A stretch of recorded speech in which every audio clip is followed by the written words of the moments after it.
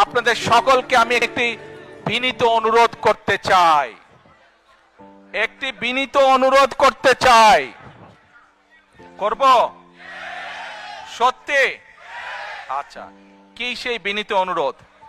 প্রিয় ভাই বোনেরা, আপনাদের সাথে আমি 18 বছর ছিলাম। বিভিন্ন সময়ে বিভিন্ন অনুষ্ঠানে অনেক মানুষের সাথে দেখা হয়েছে। আপনাদের সাথে বহু স্মৃতি আমার রয়ে গিয়েছে।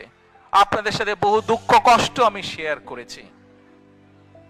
আপনারা বিভিন্ন সময়, আমার বক্তব্যের শুরুতেই বলেছি, যুক্তরাজ্য সহ বিভিন্ন দেশের প্রবাসী, বিশেষ করে যারা জাতীয়তাবাদী, বাংলাদেশি জাতীয়তাবাদের রাজনীতিতে বিশ্বাস করেন, আপনারা বহু মানুষ বিভিন্ন সময় আমার পরিবারের, দলের বিপদের সময় আমাকে মানসিকভাবে সাহস দিয়েছেন, সহযোগিতা করেছেন, সমর্থন জুগিয়েছেন।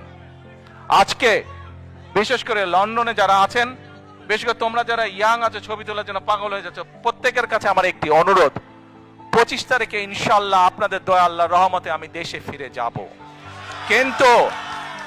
কিন্তু এখানে উপস্থিত, এই ঘরে উপস্থিত প্রত্যেকটি মানুষের কাছে আমার অনুরোধ, দয়া করে কেউ আপনারা এয়ারপোর্টে সেদিন যাবেন না। দয়া করে কেউ আপনারা এয়ারপোর্টে যাবেন না আপনারা। কারণ এয়ারপোর্টে গেলে একটি হট্টগোল তৈরি হবে এবং মানুষ জানবে যে এরা সব বাংলাদেশি, এবং দেশের সুনাম নষ্ট হবে, দলের সুনাম নষ্ট হবে।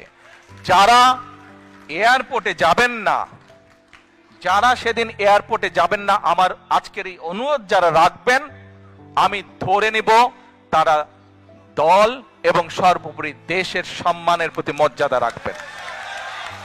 আর আমার মানা করা সত্ত্বেও, আমার অনুরোধ করার পরেও যারা যাবেন, আমি ধরে নিতে বাধ্য হব যারা ব্যক্তিগত স্বার্থের জন্য সেখানে গিয়েছেন। প্রিয় ভাই বোনেরা, সকলের কাছে দোয়া চেয়ে যাচ্ছি, আপনারা দয়া করে দোয়া করবেন, দেশনেত্রী খালেদা জিয়ার জন্য দোয়া করবেন। আপনাদের সামনে যে পরিকল্পনা তুলে ধরেছি, আল্লাহ যাতে আমাকে তৌফিক দেন দেশ এবং দেশের মানুষের জন্য সেই কাজগুলো যাতে সম্পূর্ণ করতে পারে। আল্লাহ হাফেজ। বাংলাদেশ জিন্দাবাদ, বাংলাদেশ জাতীয়তাবাদী দল জিন্দাবাদ। আসসালামু আলাইকুম।